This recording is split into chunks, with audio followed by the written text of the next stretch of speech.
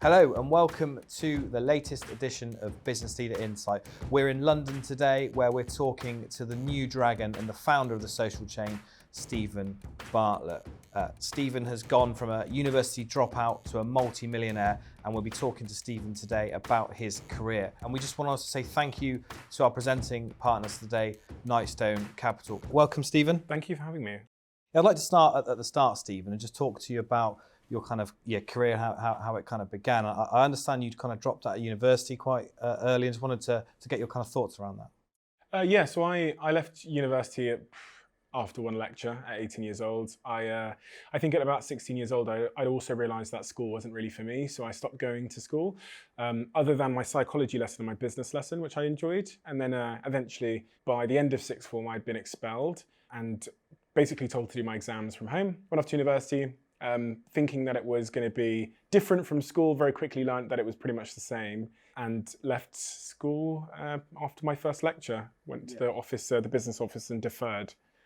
Never went back, and then set off into the world of business. I understand you founded the social chain, then obviously that kind of floated, or you put it public at a very, very young age. I mean, that is almost unheard of. Can you just talk me through where did you think you got that kind of drive and mentality from? The business started as a marketing business, and then kind of dwarfed into being a media company as well. We started as a marketing business because we had 100 million followers on social media across football accounts and music accounts and sports accounts and all these big social communities. So we were getting paid by brands like Amazon and Uber and Coca-Cola to teach them how to use social media to achieve whatever business objectives they had. Yeah. And then that in and of itself, we split the business in two. It became a media company. We were doing 7 billion video views a month on social media.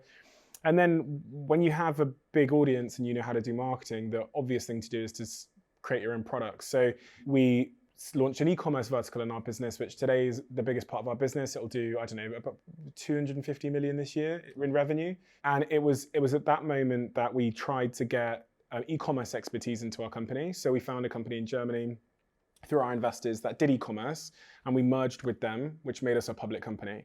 And that company the whole group became called Social Chain. And as it relates to drive, I don't really know. It's an interesting question. It's one of those things, when people say like, how are you motivated, or what's driving you? It's an interesting one, because I don't think we really tend to know. I think a lot of drive comes from trying to avoid various types of discomfort in your life, and that for some people like me, I think, means that you're pursuing money or financial freedom a lot of the time.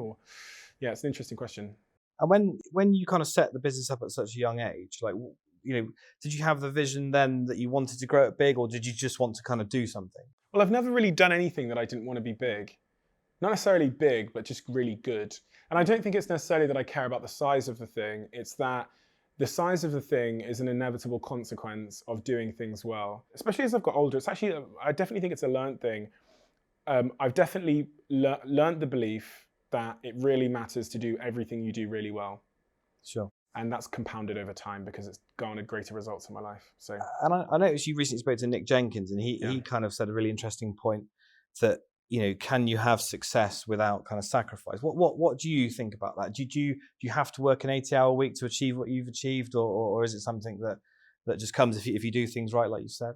It's an interesting one, because the word sacrifice leads you astray, because it assumes you're not doing something that you want to do in order to do something else. Whereas every decision I've made, even if I don't like the thing I'm doing, is what I wanted to do. If I have to stay up on a Sunday and look at an Excel sheet, it's not a nice thing to do. I'd rather, I think I'd find more enjoyment from watching Manchester United play. But in that moment, based on my long-term priorities, that's what I want to do. So I think the word sacrifice can make it seem like you're holding yourself back from pleasure. But in fact, when I take a long-term time horizon, my business is my pleasure. So I probably don't think I've sacrificed anything because I made my own choices. But do I think you need to work 80-hour work weeks to be successful? Well, I think hard work really matters. And I can't think of many examples where people have achieved great success without real hard work. I've searched and I've searched and I've searched. You can become successful without working hard. But could you have been greater? Could you have been more successful? Could you have gone further? Could you have created more if you'd worked harder? I think the answer is yes. It's such a sort of subjective thing in a sense, because we all have our different limits and we're all completely different. But I don't know, I just love working. And so there's not really a need for separation between my life and my work. For me, it's a harmony.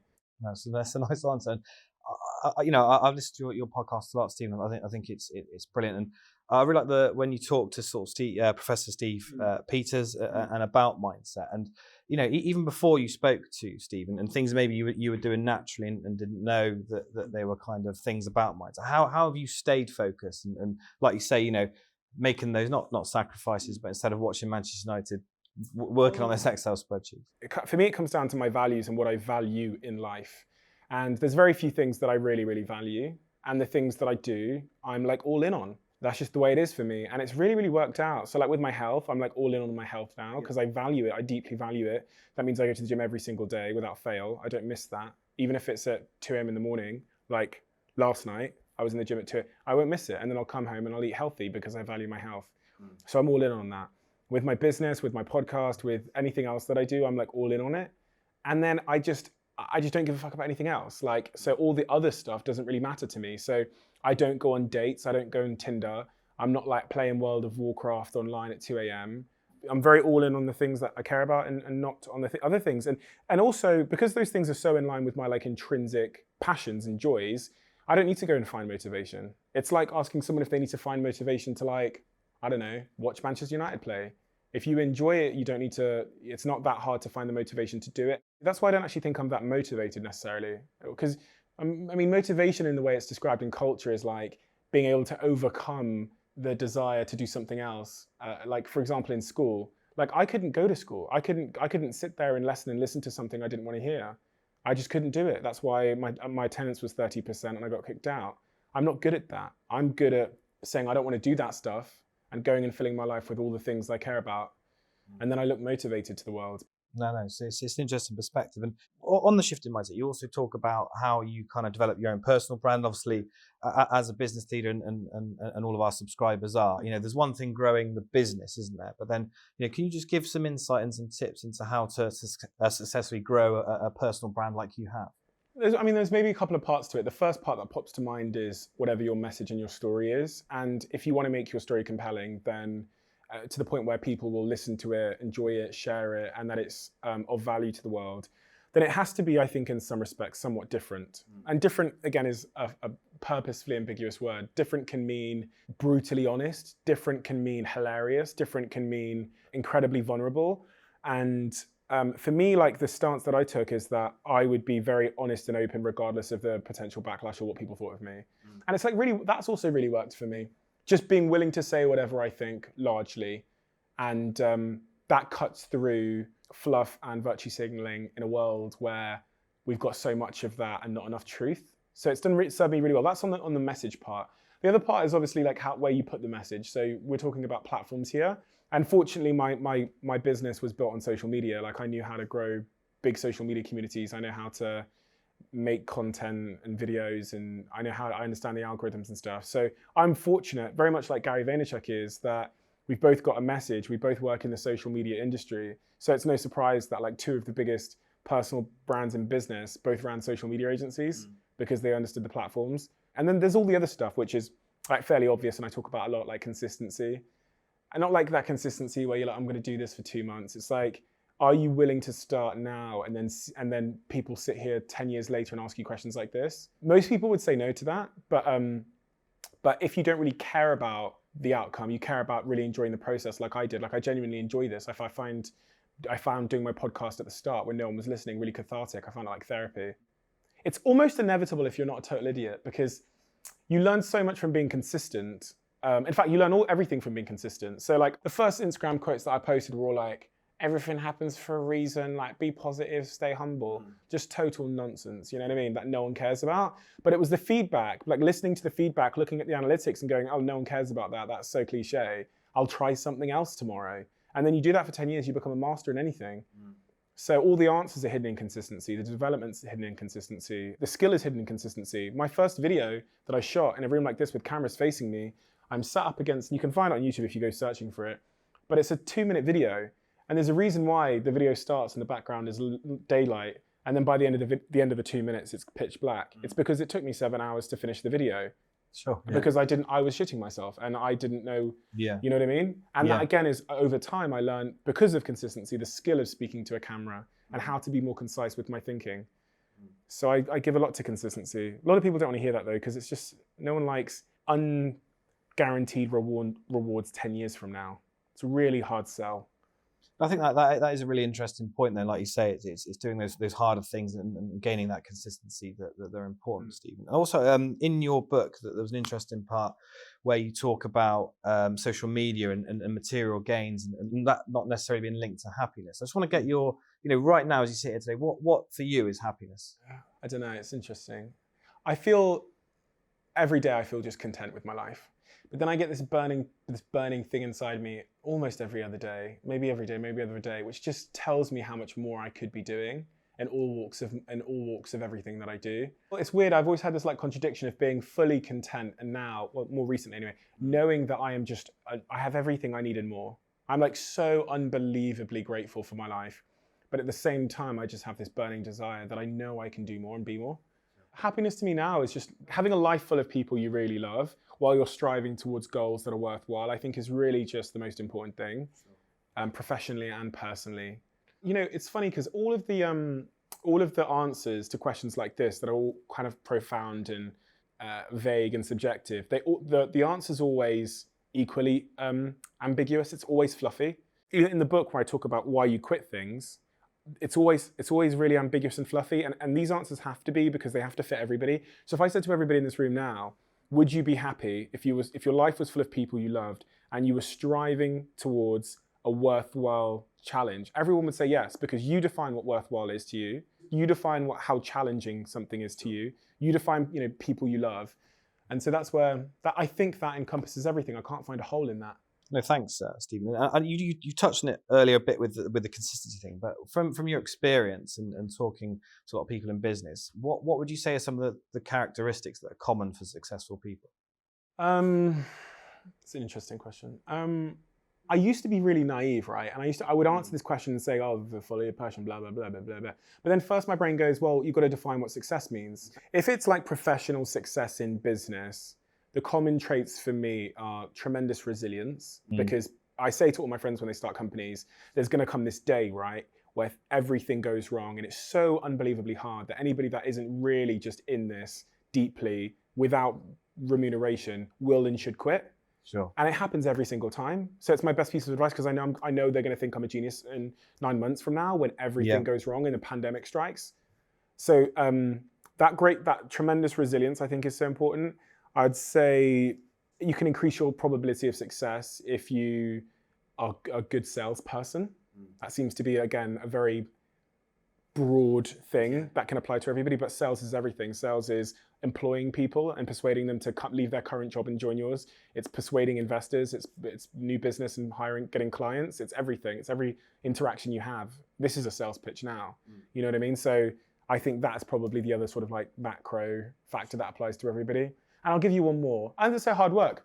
Yeah. And people hate that. People, there's this cultural revolution at the moment that like hard work is this toxic thing. But like I've never seen an Olympian that didn't work hard. And every really successful business person I've encountered in my life, I'll tell you that they all work hard. Yeah.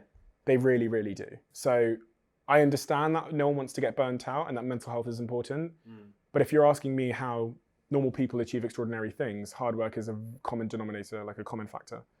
We got to talk about it because obviously that's what you're kind of doing now. What kind of investments are you looking for in Dragon's Den? What type of people and business are you looking to invest in? I've come to learn from investing generally that like a good idea with a bad entrepreneur is a bad idea. It's a bad investment, and a like meh idea with a remarkable entrepreneur is a good investment. And what I'm saying there is actually something that I learned at 18 years old when I met my first investor in London. He was giving me 10 grand because to me 10 grand was, Euro Millions lottery win. Because I was, stealing Chicago town pizzas. So that was like, I'm retired right now. But he said to me in this restaurant in London, and I'd never even been in like a restaurant in London. I was just blown away that someone was pouring my water for me. I'll never forget the moment. I remember like my outfit because it was so profound to me. He went, well, I don't really know what this wall park thing is, but I know you're going to do something good one day. And I thought, what an idiot. Like, do you know what I mean? Investing in a company when you don't know what the idea is, what a total clown. And it wasn't until I invested in a company that had a brilliant product, but the founders were awful. And I'd fallen in love with the product that I realized how right he was and that it's all about the people. So in the Den, You can come in with a great idea or concept or whatever, but if I don't fully believe that you're going to be the resilient entrepreneur that's going to solve all of those problems I know are coming, I'm just going to waste my money. And you'll see that, I think, in the den. You'll see that the investments I make are in people. And do you think there's a part of you that will invest in people who maybe have dropped out of school, or who've maybe had not necessarily a challenging background, but people who are maybe more unorthodox background, haven't gone through the traditional system? Do you think you would gravitate more towards people like that? If their experience shows evidence that they are resilient, which is a trait conducive with business success, then 100%. If they've been through hard times and survived, well, business is a hard time, and I need you to survive. So you've got evidence there that you are a resilient human. So yeah, I would, yeah. Moving away from sort of dragons, then, just kind of in business in general, what worries you going forward about the future? And it's quite a big question, but we've had a pandemic that we didn't kind of foresee coming. Are there any things that you think you are kind of concerned about, and maybe play on your mind a bit in terms of being a businessman? I think the climate issue is definitely a big one. Yeah. That's something that's kind of creeping up on me a lot. And I recently partnered with a company called My Energy that are in the sustainability space, very much because of that. The other one that popped to mind was like misinformation and how that's polarizing people. And then once people become polarized, they make really shitty political decisions. So they put in power people that aren't so smart and that are slightly racist and divisive. Let's say on the vaccine issue, let's say that someone posts on Facebook and says, don't take the vaccine, it'll give you a third leg. Facebook can't delete that post. They can't censor it. We're not China. But at the same time, that post has a greater chance of being shared at a greater velocity because it appeals to the human negativity bias. You've been very successful in business in your life at a very young age. They're two different worlds, but they often cross over. You've got business and politics. Would you ever think about going into politics? No. No, not interested. As you do, I think people, they just want to keep going up in their life. So they want to keep climbing. And you think that the next rung up in terms of influence or change would be politics. But I don't actually think it is, because as Neil deGrasse Tyson said, the people in power are just a reflection of what the electorate were thinking and feeling. So Boris Johnson is a reflection of what society was thinking and feeling. And Donald Trump was a reflection, and Bolsonaro in Brazil is a reflection of the electorate. So in fact, the most important people in our society are those that are influencing the electorate, what they are thinking and feeling, because then they just pick their puppet. So I think the thing that I find more enjoyable, but also would give me more freedom in my life, but I think would have greater change, is just having a bigger platform and using it more, which means, sharing my opinions on things more. And just, I want to kind of end maybe a penultimate question, Steve, not on your kind of podcast. Have you ever met someone that you were kind of really, really surprised by, that you thought, I didn't realize that they were that kind of inspirational, or, who's really stood out for any, spoke to so many interesting people?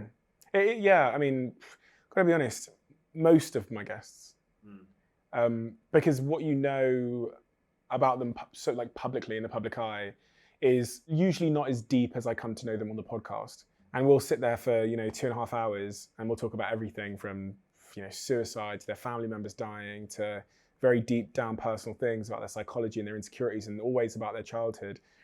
And you learn just some remarkable things. But I think the most surprising thing of all is, after doing almost 100 episodes, we are very predictable. And that's the opposite of what I was expecting to find out. I was expecting to find out that we're all so different, and that if this happens to you when you're a child, then it's a lottery as to how you can be as an adult. But it seems to be quite predictable that if a human being goes through this experience, either this happens. And for me, that's actually really liberating. It's a really lovely thought that this is a shared experience. This is the human experience, and we're all in this together. We're actually not that different. And it makes a ton of sense, because we all come from the same ancestors. We've evolved over tens and tens and tens and tens of thousands of years. So we are all the same. We are all quite literally brothers and sisters. And I think that gives me a ton more empathy towards humans generally, knowing that we're actually all the same. We all suffer the same things. We all feel the same pain. We all go through the same shit. It's become quite predictable. You mentioned that commonality of people. I just want to end by, our readers and our viewers are business people, CEOs, but some people who may be on their journey. And if, what is your kind of message, your call to action to them who maybe are going for a really, really difficult period, and, they just want that bit of inspiration from someone who's kind of been there and done it? I think when you suffer and it's and it's not worthwhile, then I think it's time to quit. But like what I've come to learn in my life is that the best place to be in your business or professionally is in a place where you get to choose your suffering, and your suffering is worthwhile. There's a lot of people that will be starting businesses or pursuing things in their professional life that they are doing for the wrong reasons. They are maybe doing because they feel they don't have a choice. They're working under a boss that they hate, and whatever it is. And I always think those people that they need to understand that quitting is also for winners, and that knowing when to quit and change direction is important. I don't implore all business owners to carry on doing what they're doing. I had to quit multiple times, multiple things in order to get where I am today. My first startup failed horrifically.